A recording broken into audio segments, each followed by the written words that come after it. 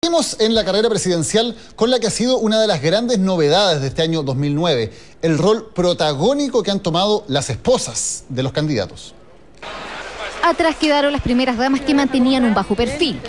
Contagiadas por la influencia que han ido adquiriendo las mujeres en los ámbitos de poder, las esposas de los candidatos a la presidencia son protagonistas. Yo creo que el hecho que la presidenta Bachelet sea mujer y que esté ocupando un cargo con un nivel de apoyo sumamente importante, hace que la mujer del candidato también tenga que ser una personalidad activa, con un relato propio, con un cuento propio, con una personalidad propia. Es decir, no solamente un acompañante, sino que es parte de la construcción de ese liderazgo para llegar a la presidencia y hacerlo con éxito. Todos los análisis apuntan a que la señora de los candidatos suman más que restan a la campaña. Entre Karen Dockenbailer y las otras primeras damas, evidentemente hay una diferencia sideral porque ella es un personaje por sí mismo. Entonces ahí no es solamente un plus, sino que es una estrategia electoral muy efectiva. Por eso su rol va mucho más allá de acompañar a sus maridos. Participan en foros, tienen agenda propia y recorren el país por su cuenta. Una parte fundamental de esta campaña. Vamos. Y hemos invitado precisamente, debido a este rol importante que han tenido a todas las candidatas a primeras damas, por llamarlas de alguna manera, a Telenoche. Hoy estamos junto a Cecilia Morel, la esposa de Sebastián Piñera. ¿Cómo estás, Cecilia? Buenas noches. Buenas noches, Daniel. Muy bien, muchas gracias por convidarme. ¿Qué pasará? ¿Por qué este año las mujeres de los candidatos tienen un rol tan inédito en la política chilena? ¿Cuál es la explicación? A ver, yo creo que yo tengo dos explicaciones. Uno, que venimos de un gobierno de una presidenta mujer que ha tenido un protagonismo muy importante y que obviamente ha hecho que el rol público de las mujeres sea más visible. Y dos, que cada vez hay más necesidad de las personas como de conocer el ámbito privado, más que la intimidad es como la personalidad, el ser humano detrás del candidato. Entonces yo digo, la mejor puerta de entrada para ellos a través de las señoras que no son tan políticas ni tan expertas en contar para afuera, no somos actrices ni estamos preparadas para este rol. En su caso, muchos dicen que usted tiene el rol un poco de darle el corazón, la emotividad, una persona más bien racional, un poco fría, como Sebastián Piñera. A ver, es racional, pero no frío. Ya Sebastián, el otro día, pues en su debate, Sebastián tuvo una educación de una generación que todavía no cumple 60 años, va a estar de cumpleaños ligerito, y obviamente fue educado como la mayoría de los amigos de ellos en que eran los hombres, tenían un rol y las mujeres otro. Y nos tocó toda la transición, que también nosotros hemos estado abiertos a irnos abriendo la flexibilidad de roles de todas las parejas.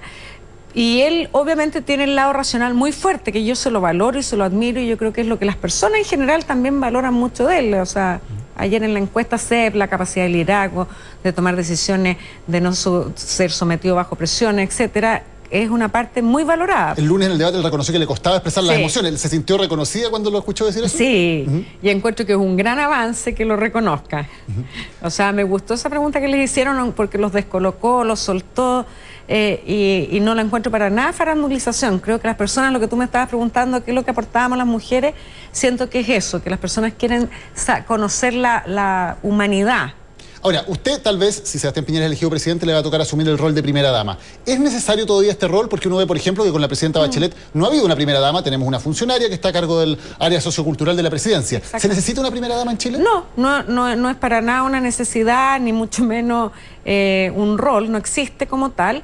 Ahora, yo siempre reconozco que siendo Chile un país que todavía tiene muchas necesidades sociales, muchos problemas de pobreza aún no resueltos, creo que si uno puede aportar en forma voluntaria, profesionalmente, a ser visible, yo creo que los problemas se solucionan con políticas públicas, y creo que lo que hacen las primeras damas, como lo que fue la señora de Lagos, la misma Martita, la señora de Elwin, otras personas, es darle visibilidad a ciertos problemas o a ciertas soluciones. Entonces es eso, no es una política pública, pero sí es un aporte. ¿Y cuál es su modelo? ¿Un perfil más alto, como el que tenía, por ejemplo, Marta Larraechea? ¿Un perfil más reservado, como el de la señora Leonor Oyarzún? La verdad es que uno no sabe, porque le digo, todas estas cosas a uno la han ido sorprendiendo en la vida. Yo vengo de una entrevista que tuve en la tarde con alguien y le decía, toda mi vida ha sido como sorpresa tras sorpresa. Me decía, ¿tú te imaginaste cuando chica que ibas a estar en esto? No, ni mucho menos, ni muchas cosas que he vivido ya, tantas cosas. Entonces, yo lo que sí pienso es que si he podido ser la señora de un candidato y hacer campaña y hacer todo lo que he hecho, me imagino que en el momento dado voy a ser capaz también de hacerlo. Y se me da que, por suerte, yo siempre he trabajado hace 25 años o más con los sectores más empobrecidos de nuestra sociedad, más vulnerables, en riesgo psicosocial, personas en problemas socioeconómicos y humanos muy fuertes. Entonces yo le digo, tengo esa suerte, que es mi vocación, mi profesión.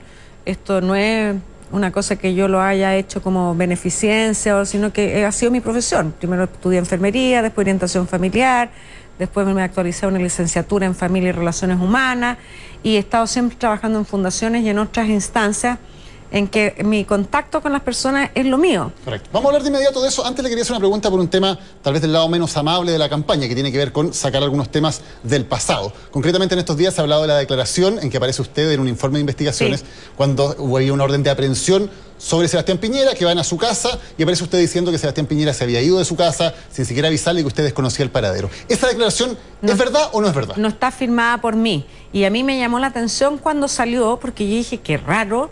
O sea, yo me acuerdo perfecto el momento, uno no se acuerda de cada palabra, pero uno se reconoce en sus lenguajes. Y yo no me reconocí diciendo, ni siquiera se despidió de mí. O sea, eso no... Si, aunque hubiera pasado, yo no lo hubiera dicho.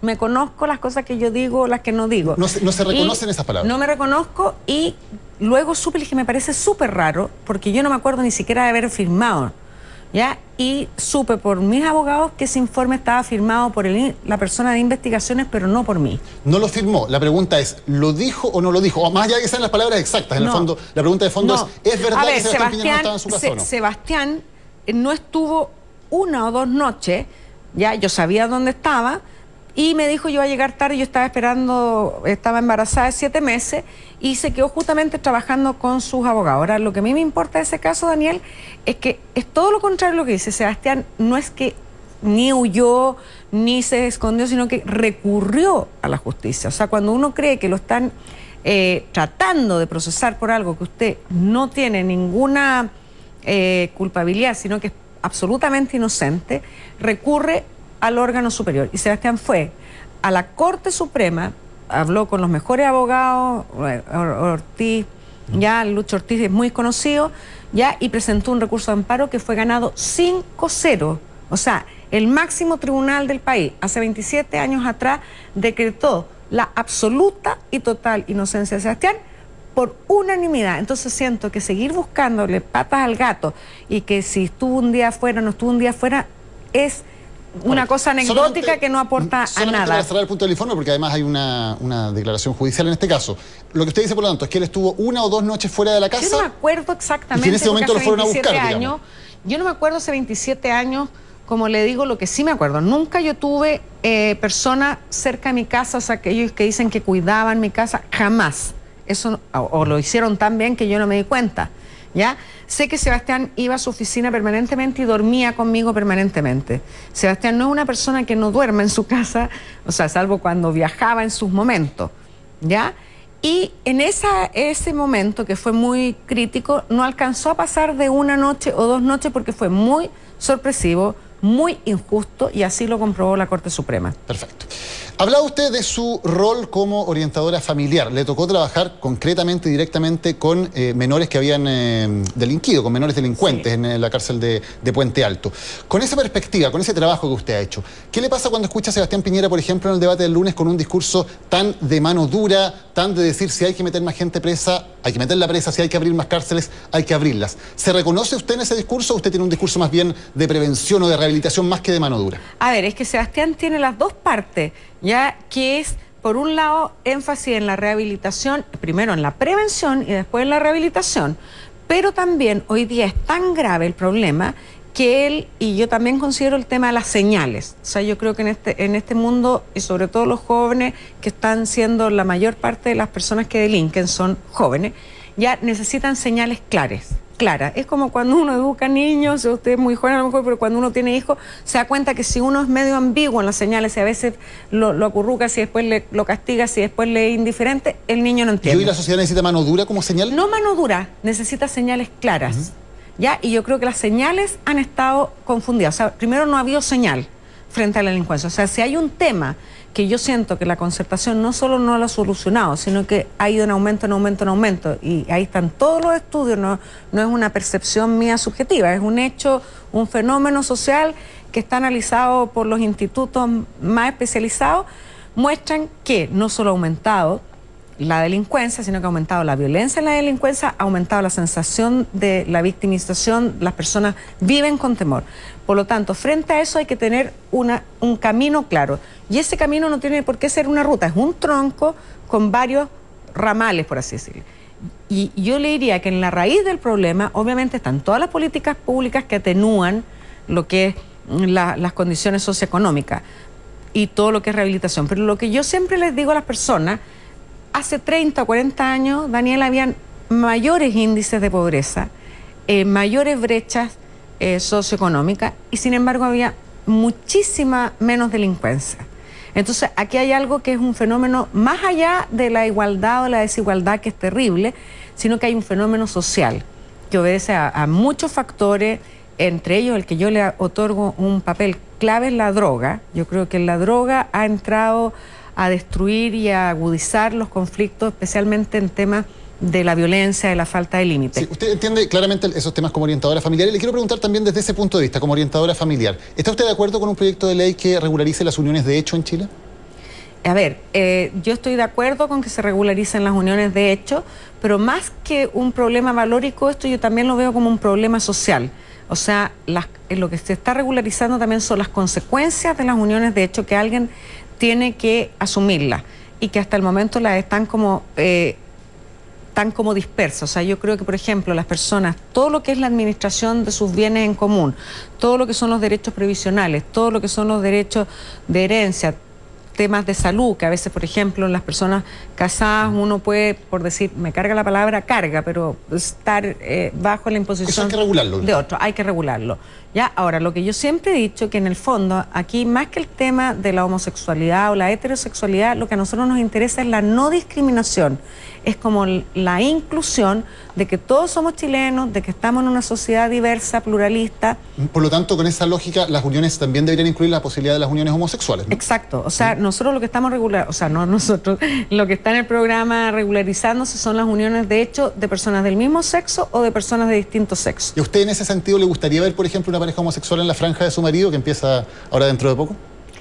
Que yo no sé, a mí lo que me interesa es el lenguaje que sea como abertura de brazos, es decir, todos cabemos aquí. Y a mí no me molesta para nada el tema de la homosexualidad. Yo no tengo, como dirían los lolos, no tengo rollo con ese tema. Como sí lo tiene, por ejemplo, el presidente de Renovación Nacional o varias personas en la UDI, que dicen que es una señal equívoca que podría debilitar el matrimonio. Bueno, que yo creo que, por eso le digo que a mí lo que me interesa es la no discriminación, y yo siempre que hablo de esto siento que hay que hablarlo con mucha delicadeza, y la delicadeza no es cambiar el discurso, sino que todos de los puntos de vista valóricos cada uno siente que cree. Yo creo que todos aspiramos al bien común. Y cada persona tiene su forma de concebir el bien común. Nosotros lo concebimos como que todos cabemos. Otras personas dicen, no, dentro de este bien común el mejor camino es este. Obviamente nosotros tenemos valores. Yo creo en el matrimonio, trabajé en la Comisión de Familia en el programa de Sebastián. Creo que tenemos que fortalecer la institución del matrimonio y de la familia. Y por eso digo que así como no quiero que discriminemos con los homosexuales o con cualquier persona por cualquier razón, ¿ya? Tampoco quiero que se discrimine contra el matrimonio. Y lo que le decía, de alguna manera se está discriminando también contra la institución matrimonial, cuando, por ejemplo, las personas que están casadas civilmente no pueden cada uno postular a distintos subsidios de casa. Tienen que aspirar como familia uno solo. O una persona, sea el hombre o la mujer, tiene una pyme o una pequeña o microempresa, no puede contratar a su cónyuge, sea hombre o mujer. ¿Ya? Ahí hay dos formas de discriminación clarísimas que están atentando contra también la institución matrimonial. Y a mí me interesa que se mantengan todas las posibilidades con libertad de las personas de escoger según sus conciencias su mejor camino, y que no haya discriminación ni con un lado, ni con el otro, ni con ninguno. O sea, también Perfecto. Tengo un tema con las regiones que a mí me importa mucho. Bueno, se nos acabó el tiempo, lamentablemente. Tal vez vamos a tener tiempo para hablar todavía más durante esta campaña, que probablemente se extienda hasta enero. Cecilia Morel, muchas gracias por haber estado hoy con nosotros. Muchas gracias, Daniel, encantada.